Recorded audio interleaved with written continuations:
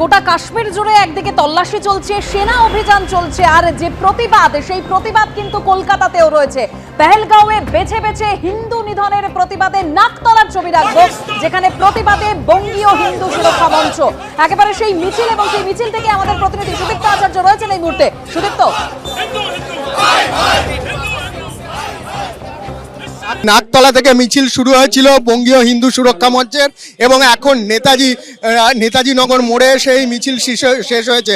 আমরা জানি বঙ্গীয় হিন্দু সুরক্ষা মঞ্চ তারা কিন্তু সারা দেশের অন্তরাত্মায় নাড়া দিয়ে গেছে 22/4-এর ঘটনা, এবং তার প্রতিবাদে আজকে সারা রাজ্য জুড়ে বিভিন্ন জায়গা, বিভিন্ন মহলা, বিভিন্ন বাড়ি, সেখানে কিন্তু 26টা মোট প্রদীপ প্রজ্বলনের ডাক দিয়েছে। এবং আমরা দেখতে পাচ্ছি বিজেপি যুব মোর্চার রাজ্য সভাপতি ইন্দ্রনীল খা তিনি কিন্তু এই মিছিলের নেতৃত্বে ছিলেন, এবং এই মিছিলে আসার পর এখানে নেতাজি সুভাষচন্দ্র বসুর যে মূর্তি রয়েছে সেই আবক্ষ মূর্তিতে প্রথমে মাল্যদান করা হয়, এবং তারপর 26টা প্রদীপে কিন্তু প্রদীপ প্রজ্বলন করা হচ্ছে। এবং যেটা বলা হচ্ছে শুধুমাত্র পেহেলগাঁওয়ের ঘটনা না, তার পাশাপাশি মুর্শিদাবাদ, মালদা সেই ঘটনার কথাও কিন্তু তারা তুলে ধরছেন। এবং তারা যেটা বলছেন, তুমি যেটা বলছিলে যে বেছে বেছে হিন্দুদের কিন্তু ওখানে আক্রমণ করা হয়েছিল পেহেলগাঁওয়ে, এবং সেই ঘটনার প্রতিবাদেই কিন্তু এই মিছিল আমরা দেখতে পাচ্ছি।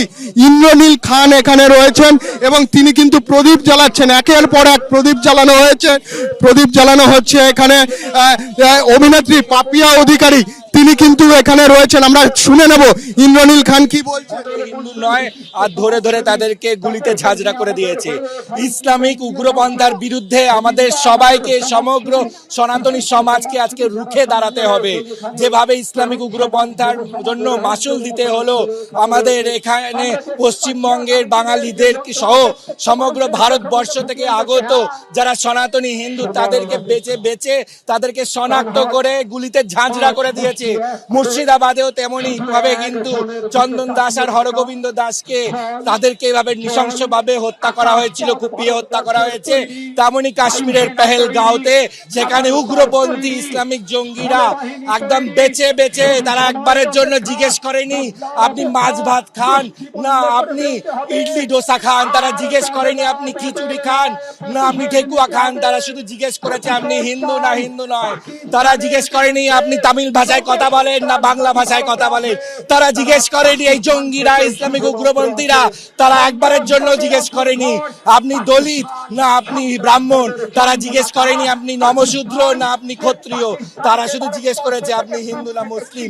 আর হিন্দুদের ওপর যেভাবে একটা ডিজাইন করে এথনিক ক্লিনজিং করেছে এই ইসলামিক উগ্রপন্থীরা, তার বিরুদ্ধে আজকে সমগ্র পশ্চিম। এবং আমরা দেখাবো যে শুধুমাত্র পেহেলগাঁওয়ের ঘটনা না, তার পাশাপাশি কিন্তু কাশ্মীর এবং মালদায় সাম্প্রতিক অতীতে যে ঘটনা ঘটেছে রাজ্য জুড়ে, তার প্রতিবাদে কিন্তু এই মিছিল। এবং বঙ্গীয় সুরক্ষা মঞ্চ সারা রাজ্য জুড়ে কিন্তু তারা আবেদন করেছেন যে প্রত্যেক বাড়ি, প্রত্যেক মহল্লায় সেখানে 26 জন নিহত হয়েছেন 22/4-এ, তার প্রতিবাদে কিন্তু তাদের সম্মান জানানোর জন্য কিন্তু এই প্রদীপ প্রজ্বলন হচ্ছে। আমরা দেখতে পাচ্ছি একদিকে যেরকম ইন্দ্রনীল খান রয়েছেন, তার পাশাপাশি পাপিয়া অধিকারী রয়েছেন।